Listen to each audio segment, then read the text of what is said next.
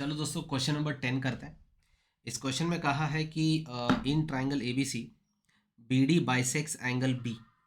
तो जो angle B है, वो जो बी डी है एक्चुअली, ये जो बी डी है ये एंगल बी को बाइसेक्ट कर रही है। इसका क्लियर मतलब ये है कि ये वाली एंगल और ये वाली एंगल इक्वल है। ठीक है।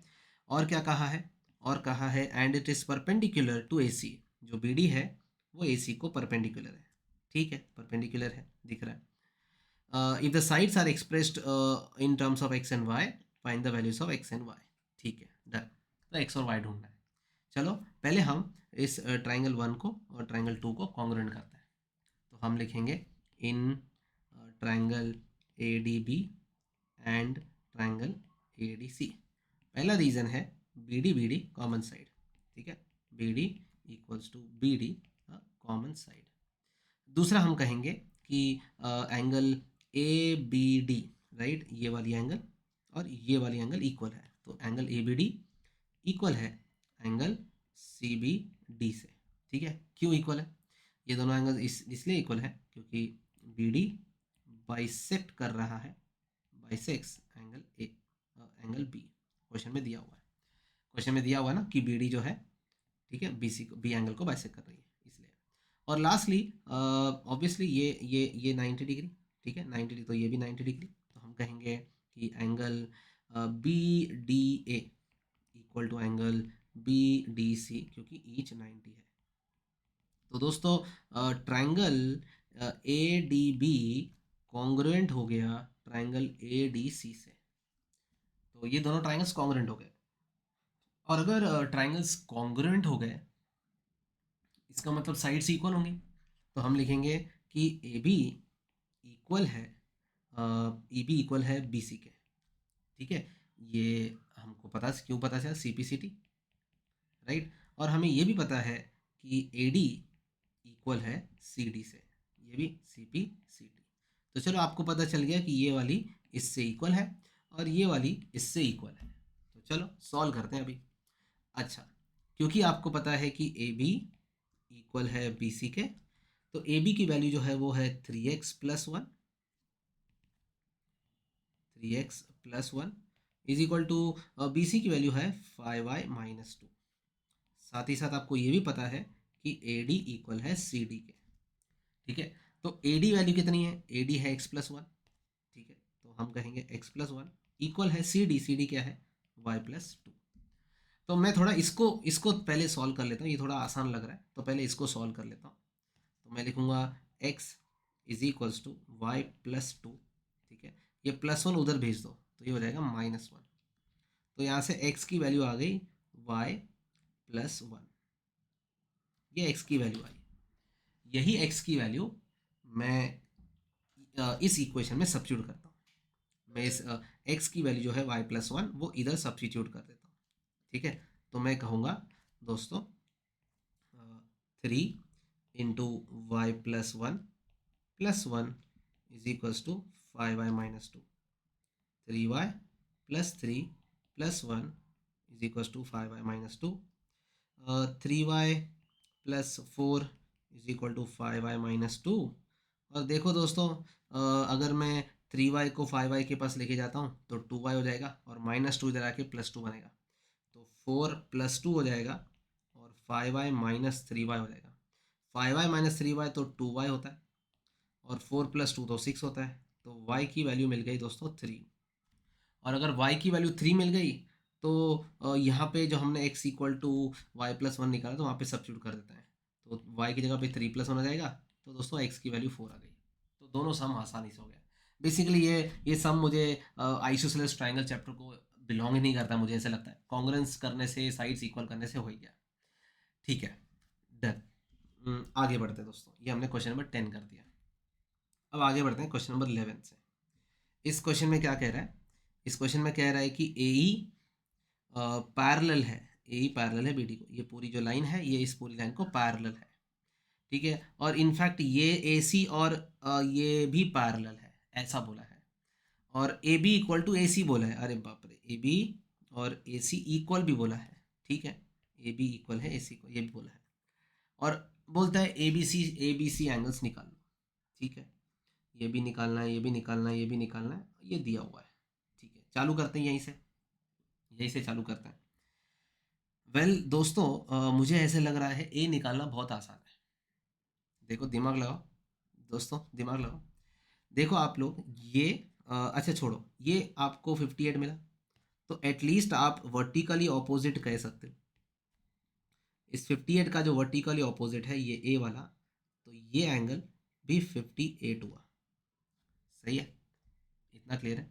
अब ध्यान से देखना दोस्तों, क्या आपको पता है कि ये लाइन और ये लाइन पैरेलल है? क्या ये दोनों लाइंस पैरेलल है? और अगर ये दोनों लाइंस पैरेलल हैं तो मैं इसको ट्रांसवर्सल ले सकता हूँ।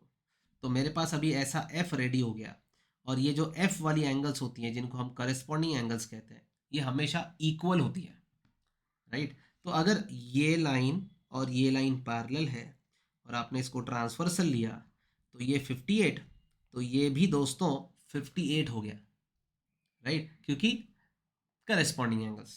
तो चलो, ये वाली एंगल भी आपको 58 मिल गई, ये वाली एंगल आपको 58 मिल गई। अब आपको ज़रूर मन करेगा कि इस ट्रायंगल में बात करते हैं। ये ट्रायंगल एक आइसोसेलेस ट्रायंगल है। आइसोसेलेस ट्रायंगल में दो एंगल्स इक्वल होती हैं। अगर ये 58 है तो ये भी 58 हुआ, और अगर दोनों मिल गई तो तीसरा तो एंगल सम प्रॉपर्टी से मिल जाएगा, तो ए तो मिल गया। ठीक है, तो हम ये भी 58 है ये जानते हैं क्योंकि आइसोसेलेस ट्रायंगल है, और उस वजह से अब ए एंगल निकालना बहुत आसान हो गया, क्योंकि इस ट्रायंगल में दो एंगल्स पता है 58 और 58, तो 58 प्लस 58 हमारा होता है 116, और 180 में से 116 को माइनस करेंगे तो मेरे को आएगा 64। ठीक है, तो दोस्तों मुझे पता चल गया एंगल ए 64 है। चलो, एंगल ए तो पता चल गया कि ये 64 है। ठीक है, अब आगे बढ़ते हैं। एंगल ए कैसे पता लगा, सबको समझ में आ गया? ठीक है, अब हम लोग सोचते हैं कि बी और सी कैसे आएगा। ठीक है, ये भी बहुत आसान है। मुझे बी कैसे निकालना है ये थोड़ा सोचते हैं। चलो, चलो एक काम करते हैं। देखो, आपको ये पता ए कैसे आया, पता चल गया। एक बार वापस रिपीट करता हूँ। ये एंगल 58 है, राइट, ये 58 है, तो वर्टिकली ऑपोजिट से ये भी 58 आ गया। अब देखो, ये 58 आने के बाद आपको पता है कि ये लाइंस पैरेलल है, तो इसको ट्रांसवर्सल लोगे तो ये 58, तो ये भी 58, करस्पॉन्डिंग एंगल्स।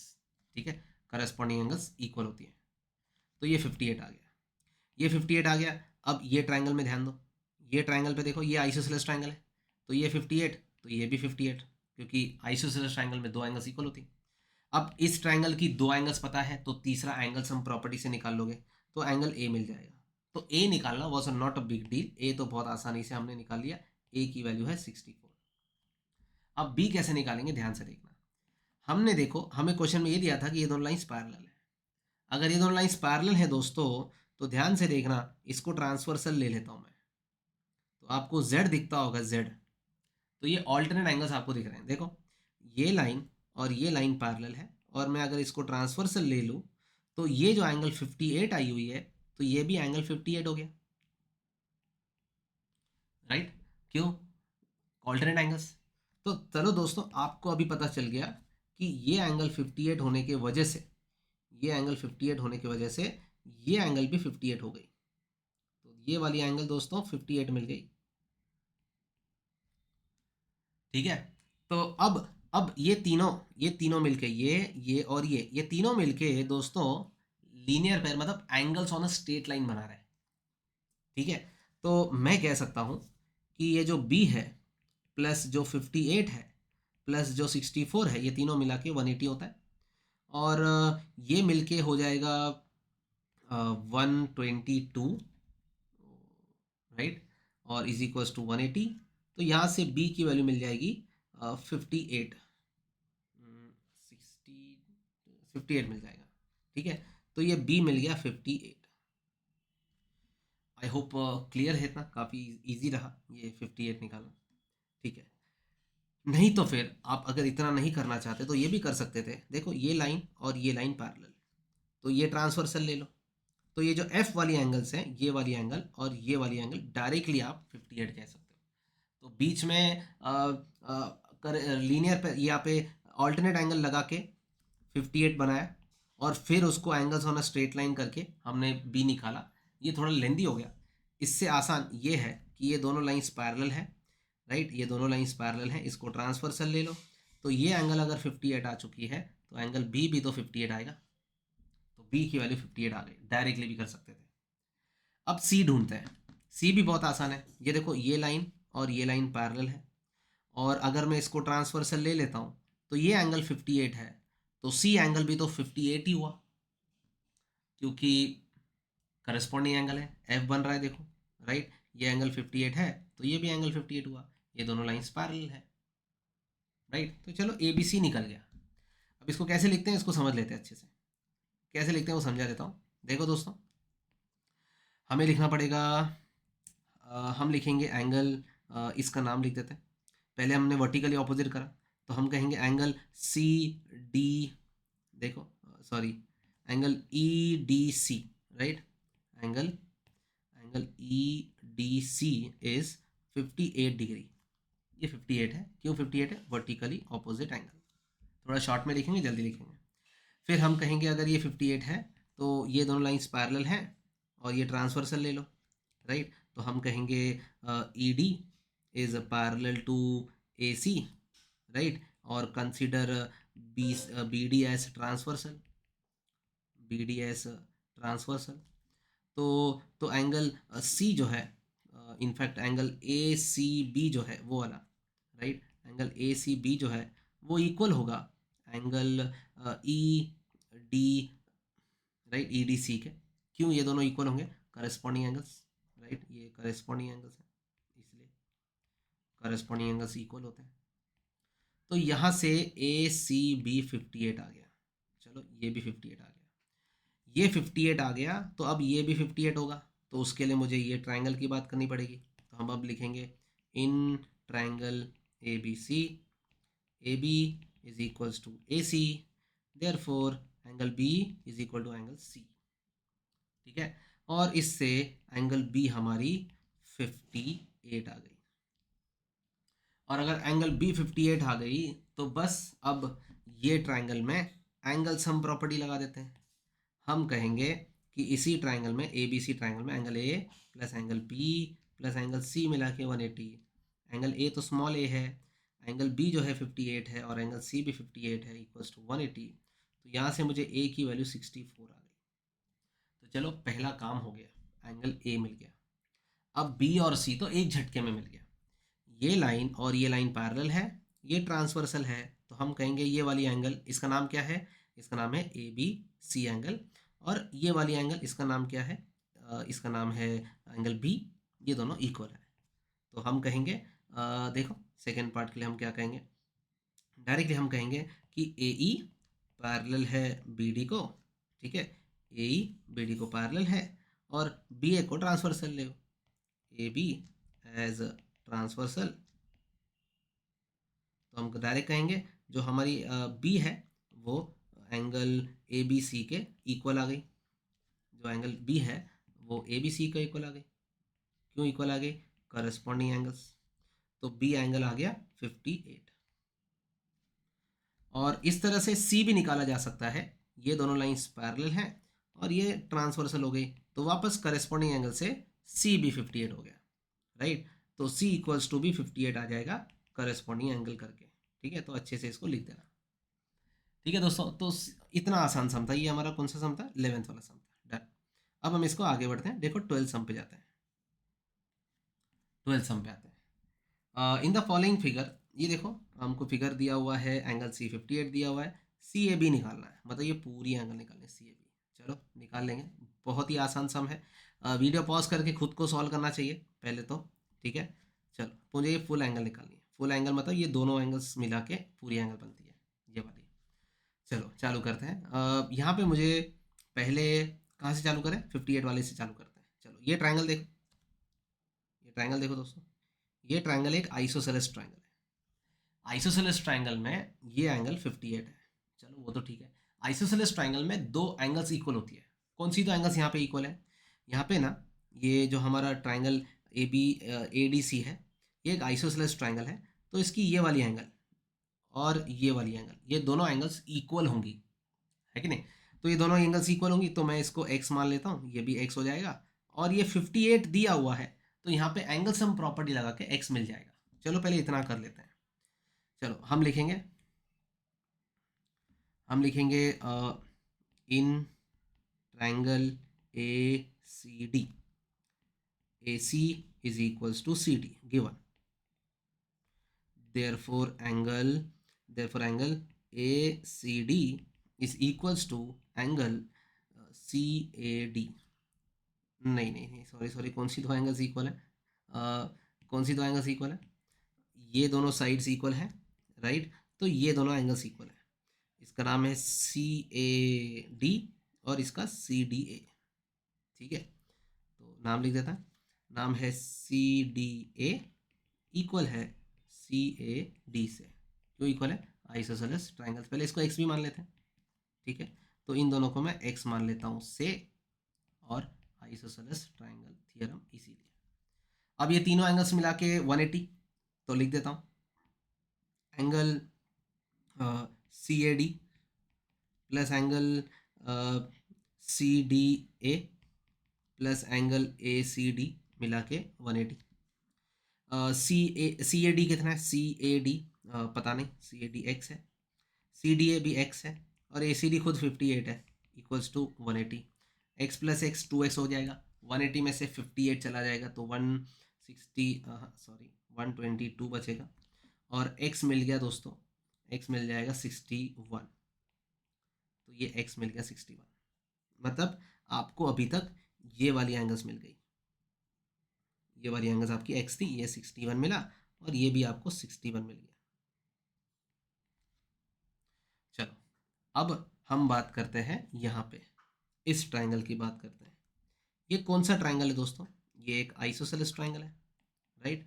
तो आइसोसेलेस ट्रायंगल है तो दो एंगल्स इक्वल होंगी, तो ये अगर y है तो ये भी y हुआ, राइट? तो चलो इतना लिख देते हैं, हम लिखते हैं in triangle A D B, A D equal है बी डी के, क्योंकि ये गिवन है, और उस वजह से एंगल दो एंगल्स इक्वल होंगी, तो कौन सी दो एंगल्स इक्वल होंगी? ये वाली और ये वाली।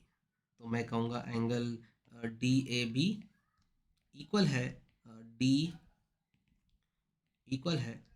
बी ए के। क्यों इक्वल है? ऑब्वियसली, अच्छा इनको अज्यूम भी कर लेते हैं, y, इनको y अज्यूम कर लिया से, और isosceles triangle theorem, let me call them y, ठीक है? Now you know that this is y, you know that this is y and this is also y, ठीक है? now look at this, आपको इस ट्रायंगल में एक भी angle नहीं पता है, लेकिन आपको एक्सटीरियर एंगल तो पता है, तो यहाँ पे एक्सटीरियर एंगल थ्योरम से काम हो जाएगा, ठीक है? तो लगा देता हूँ, मैं लिखूंगा एक्सटीरियर एंगल ADC। ये जो ADC एंगल है, ये एक्सटीरियर एंगल है हमारे इस ट्रायंगल का, तो एक्सटीरियर एंगल जो होगा वो बराबर होगा y प्लस वाई के। एक्सटीरियर एंगल 61 है खुद, तो ये y प्लस वाई 2y हो जाएगा, राइट? ये 61 सही निकाला क्या? हाँ 61 तो सही है। तो y की वैल्यू दोस्तों यहाँ से y की वैल्यू 30.5 आ गई, तो y इज 30.5 डिग्री। तो दोस्तों ये 30.5 डिग्री आ गया। अब आपको दोस्तों ये पूरा निकालना था, CAB निकालना था। अब तो इजी है, हम कहेंगे कि जो एंगल CAB है, अच्छे से लिख देता हूँ यहाँ पे, हम कहेंगे जो एंगल CAB है it is made up of, हम कहेंगे एंगल CAB जो है it is made up of angle CAD and angle BAD। CAD अभी अभी हमने जो CAD जो हमने अभी अभी 61 निकाला हुआ है, राइट? और BAD हमने अभी 30.5 निकाला है, तो ये हो गया 91.5 डिग्री। चलो आई गेस समझ में आ गया दोस्तों आप लोगों को। वेल ठीक है, इतना तो अगर आपको क्लियर है तो कोई टेंशन नहीं है। यहाँ पे क्वेश्चन नंबर 12 हमारा हो गया। चलो अब आगे बढ़ते हैं, राइट? क्वेश्चन नंबर 13 पे जाते हैं। Question number 13 is little bit continuation of question number 12, but I mean diagram is similar, diagram लेना है भाई। चलो, इस क्वेश्चन में क्या कहा है कि in the figure Q, in the figure of question number 12, sorry question number 12 का ये फिगर है given below, if A C equal to C D equal to A C equal to A D equal to C D, ऐसा बोल रहा है। मतलब क्या बोल रहा है इसको समझते हैं। बोल रहा है कि जो ए सी है, देखो ए सी किधर है, ये रहा ए सी, ए सी ए डी के इक्वल है, मतलब ये और सी डी ये भी इक्वल है, ये तीनों इक्वल है, और इवन बी डी को भी इक्वल है। तो find the angle A B C. इस बार ये 58 नहीं है, तो मैं इसको रब कर देता हूँ दोस्तों। इस बार ये 58 नहीं है, बस इतना बोला है कि ये तीन इक्वल है, ठीक है, ये 58, बस इतना ही बोला है। एक भी एंगल की वैल्यू नहीं दी है क्वेश्चन में, बस इतना बोला है कि ये चारों इक्वल है, और बी ए बी सी निकालो, मतलब ए वाली एंगल निकालनी है, हमें ये वाली एंगल निकालनी है। हाईलाइट कर लेते हैं, तो मुझे ये वाली एंगल निकालनी है, एंगल ए बी सी निकालना है।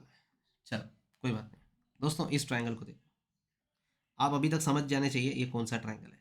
इसके तीनों साइड इक्वल है, तो ये इक्विलैटरल है, और इक्विलैटरल ट्राइंगल की हर एंगल 60 होती है, ये तुम्हें पता है, सही है ना। तो आपको पता है कि ये एंगल 60 डिग्री है, तो मैं लिख रहा हूँ दोस्तों, इन triangle A C D, A सी बराबर है सी डी के, ए सी सी डी और ए डी तीनों इक्वल है, कहाँ से आया, गिवन है। तो therefore triangle A C D is equilateral triangle. तो अगर इक्विलैटरल ट्राइंगल है, तो मैं कहूँगा जो हमारी एंगल डी है, आई मीन ये जो ए ये 60 है, ये भी 60 है, और ये भी 60 है, ठीक है। तो मैं कहूँगा ये जो हमारी एंगल ए डी सी है, ये 60 है, ए डी सी 60 है। अब मैं ए डी सी पे ही क्यों फोकस कर रहा हूँ, क्योंकि अब मुझे पता है मुझे ये निकालना है। ये देखो, ये एक आइसोसेलेस ट्राइंगल हुआ, क्योंकि ये और ये इक्वल है, राइट। तो अगर ये आइसोसेलेस ट्राइंगल है, इसके दो साइड्स इक्वल है, तो दो एंगल्स भी इक्वल होगा, एक ये और एक ये दोनों एंगल्स इक्वल होगा। तो इसको मैं अगर y मान लूँ, तो ये भी y होगा, ठीक है। और ये दोनों y है, लेकिन इधर तो एक भी एंगल नहीं पता, तो ये एक्सटीरियर एंगल काम आ जाएगा, ठीक है। तो मेरे को ये मालूम है ये 60 डिग्री है, इसलिए मैंने यहाँ पे ए डी सी लिखा। चलो, अब मैं क्या करने वाला हूँ, मैं लिखने वाला हूँ कि in triangle A D B, इस ट्राइंगल में ए डी इक्वल है बी डी को, ठीक है, ए डी इक्वल है बी डी को। तो therefore angle D A B equal हुआ डी बी ए के, और इसको मैं y एज्यूम कर लेता हूँ से, और इक्वल इसलिए हुआ क्योंकि आइसोसेलेस ट्राइंगल थ्योरम लगाया, ठीक है। अब मैं वापस एक्सटीरियर एंगल थ्योरम लगा दूंगा। मैं कहूँगा दोस्तों कि क्योंकि ये वाली एंगल 60 डिग्री पहले से पता है, ठीक है, ये 60 डिग्री है, तो मैं अब कहूँगा कि exterior angle A D C equal है तुम्हारे y प्लस वाई के। तो ये जो 60 है वो इक्वल है y प्लस वाई के। तो तुम्हें यहाँ से पता चला कि 2y इज इक्वल टू 60 है, तो y की वैल्यू 30 है। और अगर y 30 है, y तो ये था, तो अगर y 30 है दोस्तों, तो बस तुमको मिल गया तुम्हारी एंगल, जो तुम्हारी एंगल है, ये तुम्हारी एंगल ए बी सी जो खुद y है वो 30 डिग्री है। तो आंसर आ गया दोस्तों, ठीक है, काफ़ी आसान रहा। चलो अब आगे जाते हैं, इस क्वेश्चन नंबर 14 को करते हैं दोस्तों। क्वेश्चन में क्या कहा है, in triangle A B C, A B equals to A C, अच्छा, और ए एक ट्राइंगल है, ट्राइंगल बना देते हैं, सॉरी ये ट्राइंगल बना देते हैं, और A B equals to A C बोला है, A B C, A B equals to A C बोला है, और कह रहा है एंगल ए और बी का जो रेशो है 8:5 है, angle A is to angle B का रेशो 8:5 है। तो मैं कहूँगा लेट द कॉमन, ठीक है, let the common multiple be x. तो देयरफॉर एंगल ए जो हो जाएगा वो 8x हो जाएगा, और एंगल बी जो हो जाएगा वो 5x हो जाएगा। तो दोस्तों ये 8x है और ये 5x है। चलो बहुत ही आसान सम है, डन। तो अभी इसमें करना क्या है, बस ये आइसोसेलेस ट्राइंगल है, तो लिख देते हैं, हम लिख देते हैं कि इन ट्राइंगल ए बी सी, तुमने कहा ए बी इक्वल्स टू ए सी, मतलब मैं समझ गया कि एंगल बी इक्वल है एंगल सी के, और दोनों इक्वल हुए 5x के। सही है, एंगल बी अगर एंगल सी के इक्वल है तो दोनों 5x हो गए, मतलब आइसोसेलेस ट्रायंगल थ्योरम लगाया और फिर बस एंगल सम प्रॉपर्टी कर दी। राइट, अब हम कहेंगे 8x प्लस 5x, देखो ये भी 5x हो गया, 8x plus 5x equals to 180 हो गया, तो ये हो गया 18x इक्वल्स टू 180। तो x दोस्तों 10 आ गया। ठीक है, हमें x मिल गया 10, हमें तो एंगल a ढूंढना था, एंगल a तो 8x है, तो 8 इंटू 10 करेंगे तो एंगल a हमें 80 मिल गया। इजी सम था, ठीक है, नॉट अ बिग डील, काफ़ी आसान रहा 14 वाला। चलो ये 15 सम करता है। ये 15 सम में क्या कह रहा है कि in triangle A B C, diagram नहीं बना के लिए बना देता हूँ, इन ट्राइंगल ए बी सी, एक ट्राइंगल बना देता हूँ। इस ट्राइंगल में, इस ट्राइंगल में ए एंगल 60 डिग्री है, ठीक है, और सी एंगल 40 डिग्री है। ओके, ट्राइंगल में दो एंगल पता है तो तीसरा तो मिल ही जाएगा।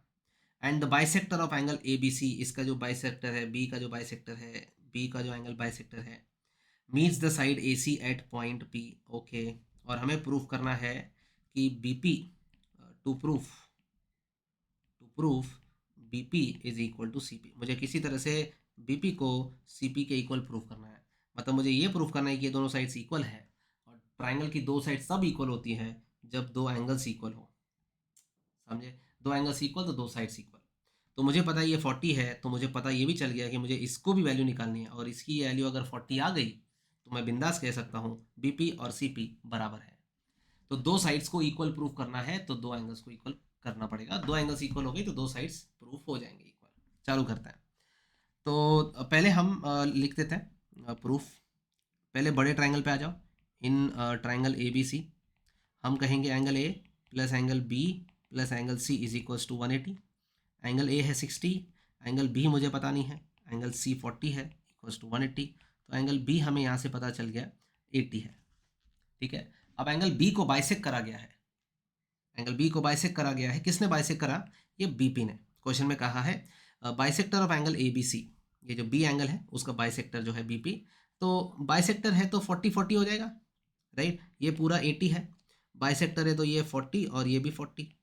तो मैं कहूँगा एंगल बी अगर 80 है, therefore angle P B C, मतलब ये नीचे वाली, ठीक है, ये अगर पूरा 80 आ चुका है तो ये जो नीचे वाला एंगल है ये 40 हुआ।